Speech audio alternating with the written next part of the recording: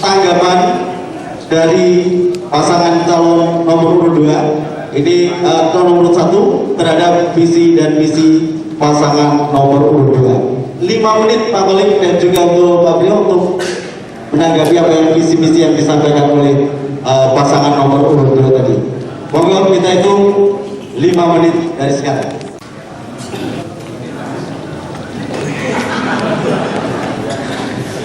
Terima kasih saudara moderator untuk menanggapi visi dan misi daripada Pak Emil. Jadi tadi banyak mengupas tentang seni, budaya, karakter, identitas masyarakat Kabupaten Trenggalek. Ini saya kira sebagai modal awal nantinya untuk mengembangkan dan seterusnya dan seterusnya. Namun kami menanggapi visi misi ini karena judulnya adalah untuk memperkokoh semangat kebangsaan. Saya belum pernah mendengar mungkin dari landasan semua seni budaya karakter ini kan muncul dari ideologis bangsa, yaitu tentang Pancasila. Kemudian kira-kira untuk landasan konstitusional dan seterusnya juga tidak akan nampak. Jadi langsung menukik pada di daerah. Padahal daerah itu juga untuk dirumuskan ada menjadi dasar nanti ideologi, landasan ideal, landasan konstitusional dan sebagainya. Oleh sebab itu kami mengharapkan program-program yang lebih real di dalam rangka memajukan dan melestarikan seni budaya yang ada di Kabupaten Trenggalek yang berfungsi. Tadi sebenarnya sudah disinggung beberapa mungkin akan dipentaskan di tempat-tempat pariwisata sehingga bukan hanya daerah yang melihat, tapi mungkin luar daerah kalau perlu nasional dan internasional dan seterusnya. Ini secara real. Dan kalian akan menambah tanggapan, Pak.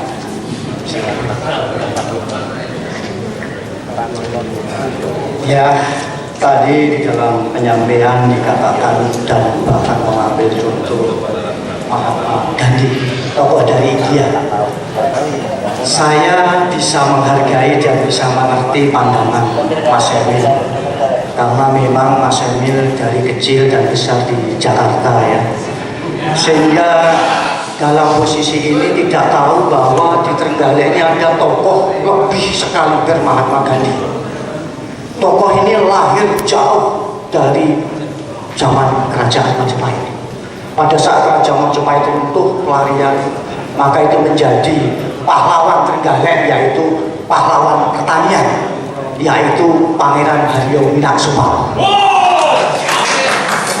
Beliaunya ini adalah lebih dari seorang dokter pertanian, karena pada waktu diancam gerakan dari kerajaan Ponorogo, maka Pangeran Haryo Winaksowa ini membuat bendungan supaya gaplek pantai gaplek itu jadi hilang, sehingga terjadi pengairan yang luar biasa, terciptalah pertanian yang luar biasa di Trenggalek.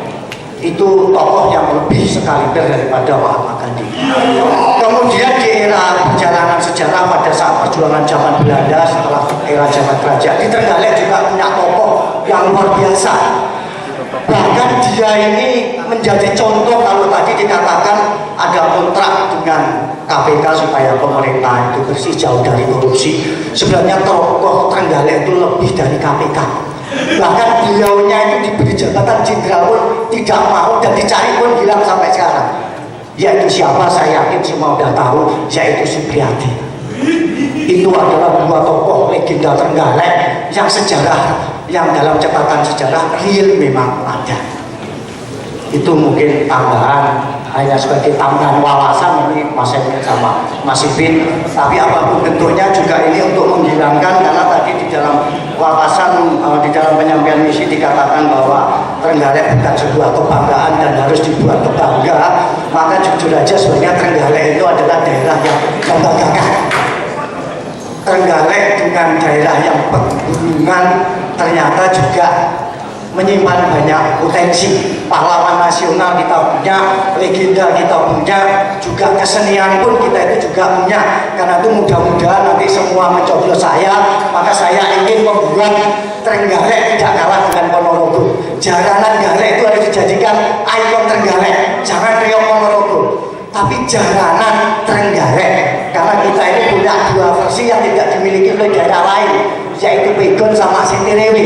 Sintirewe itu sanduran dari Tulungagung, tapi kalau Pegon itu betul-betul murni bikinan Trenggalek. Tapi kalau tadi yang dikatakan Mas Ibi dengan Turun Goyakso dan sebagainya, itu hanya lahir tahun 80-an di Kecamatan Gongkong.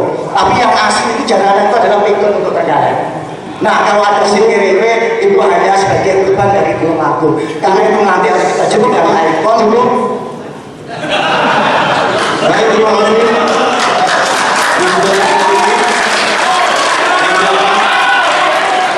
Saya akan berikan kesempatan 10 menit untuk pasangan nomor 2 untuk mungkin menambah informasi-informasi atau paling tidak dengan 5 menit yang tadi disampaikan oleh Mas Kolit. Tadi saya nyebutnya Mas Emil, Mas Kolit sama-sama muda. Monggo silakan. 10 menit dari sekarang. Kelihatannya sangat menarik komentar terakhir dari beliaunya Bapak Cawagup Trio Handoko.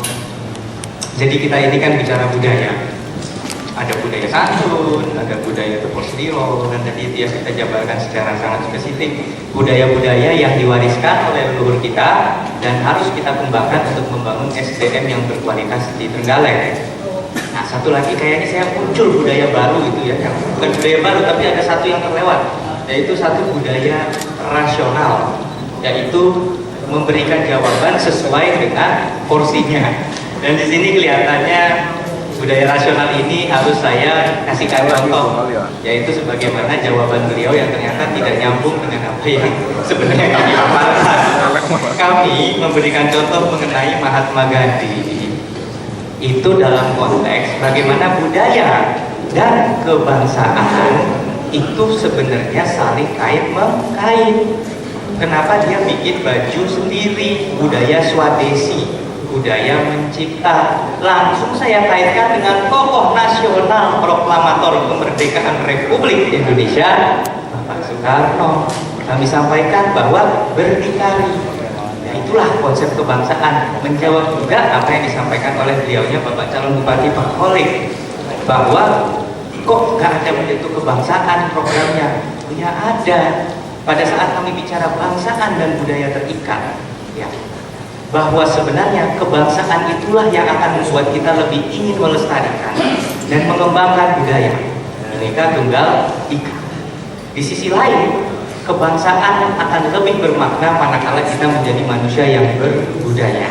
Oleh karena itu tadi pada saat disampaikan saya besarnya hanya di Jakarta, pertama kenyataannya saya walaupun sudah pernah berada di luar Jakarta, berkali-kali saya ada di luar Jakarta, tapi setiap tahun saya tidak pernah absen ada di Trenggalek. Jadi yang paling konsisten dalam hidup saya adalah Trenggalek. Tetapi begini,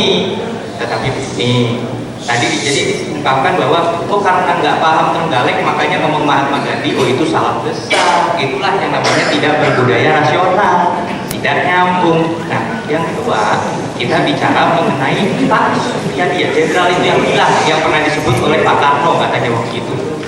Ya itu dikaitkan dengan KPK. Nah saya ingin jawab apa yang disampaikan oleh Pak Kolit mengenai kata-kata normatif. Anti korupsi itu normatif. Ada yang lebih hebat dari KPK. Saya rasa keberhasilan KPK menindak sekian banyak kepala daerah yang akhirnya tidak amanah kepada rakyatnya, tidak boleh kita kecilkan dan kecilkan, walaupun mungkin tidak ada level Trenggalek di sana, gitu loh Pak. Nah jadi sekarang manakala kita bicara mengenai KPK budaya, kenapa saya bilang tidak normatif? Ini berasal dari keteladanan pemimpinnya, bahwa Mas Arifin satu-satunya yang ada di sana menyampaikan dengan lugas, mengajak dan diapresiasi oleh pimpinan KPK yang hadir di sana.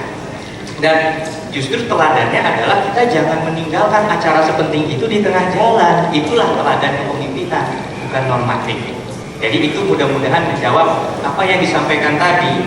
Ya, oke. Jadi itu. Nah yang kedua mengenai tadi tanah perhutani ya, gitu ya. Ya, alhamdulillah Pak memberikan kami poin tambahan untuk masih komen ini, karena ternyata setelah Bapak klarifikasi bahwa ini bukan mensertifikasi hutan, maka kita bicara hanya tanah-tanah yang sebenarnya tidak terlalu besar, artinya terlalu banyak. Jadi kalau saya bilang tadi ada 6 poin, termasuk 2 yang dari Bapak adalah tanah perhutani dan the podcast, sekarang jadi cuma 5,5 atau 5,25 sedikit. Karena bobotnya cuma 1/4 kalau menurut saya apa yang Bapak sampaikan tadi. Karena apa? Pada dasarnya sudah menjadi tugas dari seorang bupati. Kalau ada tanah yang disengketakan, kita berikan pendampingan. Kalau itu kami pun juga, jadi nggak ada bedanya. Kalau misalnya masyarakat merasa punya hak, kami pun pasti membantu. Jadi bukan, ternyata yang kita bahaya adalah kalau sampai ada statement di luar kewenangan pemerintah, apalagi Bapak berdua SH, apa?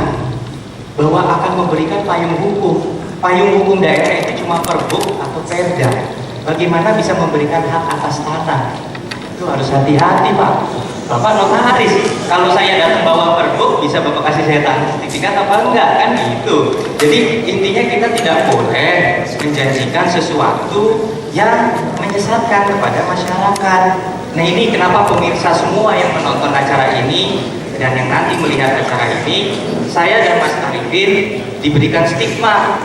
Stigmanya adalah orang Jakarta, padahal asli Trenggalek, itu lek darahnya pun Trenggalek. Kami ini, kalau ada sampai orang Trenggalek sengsara, kami pun merasa itu kesengsaraan kami, sama.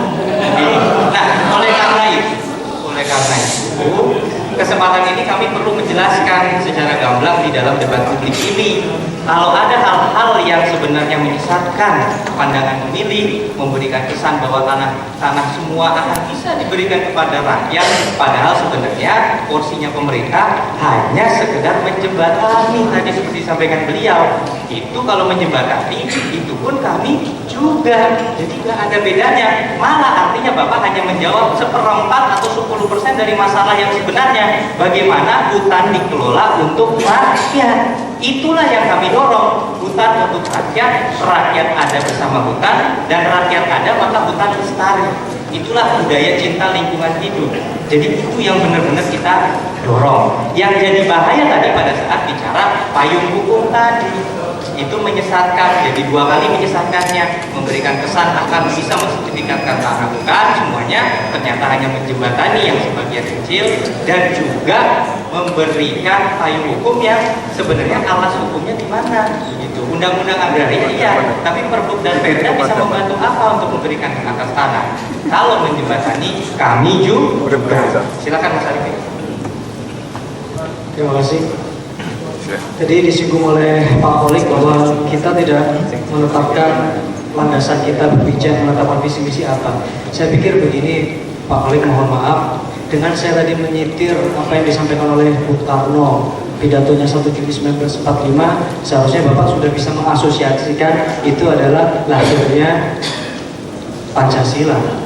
Maka kita tidak ada pertentangan di sini, makanya saya tidak perlu menjelaskan lagi. Toh Bapak sudah menjelaskan di awal. Kita negara Pancasilais, Bapak. Saya sudah sepakat dengan itu dan Bapak harusnya sudah bisa membaca dari sana. Nah, cuman ada poin penting antara kebanggaan cinta terhadap daerah ini pernah disinggung oleh Bung Karno bahwa semangat kebangsaan ini bisa menjadi bahaya ketika ini berubah menjadi sifat yang chauvinistik seperti Jerman ketika itu bilang Jerman überall, tidak ada yang lebih baik dibanding Jerman.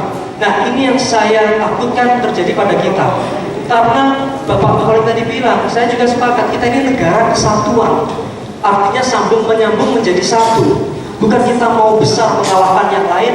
Kalau itu besar-besar sendiri-sendiri, itu sama seperti kerajaan dulu, ada Mataram, ada Hanyokrokusumo, di Sriwijaya, di Majapahit, di Goa dan Palu. Itu federasi Nusantara terdiri dari kerajaan-kerajaan. Tapi kita tidak seperti itu. Saya kaitkan dengan isu ketertiban dan kedamaian. Kalau sifat chauvinis ini nanti mendalam, kebanggaan mendalam menjadi chauvinistik, maka seperti saya ikut kelompok tertentu, komunitas tertentu, atau perguruan tertentu, lalu merasa perguruan saya paling baik, kelompok saya paling baik, maka yang ada yang lainnya adalah jelek. Kalau yang lainnya jelek, tidak terbuka yang namanya komunikasi, adanya adalah konflik sosial yang Bapak sebutkan. Jadi mohon maaf Bapak, bukan berarti kami menyetir Muhammad Gandhi, kita bilang my nationalism is humanity, nasionalismeku adalah kemanusiaan. itu bukan berarti karena kita tidak cinta atau bangga terhadap Trenggalek, tetapi itu sebagai landasan kita menjabarkan sebuah teori.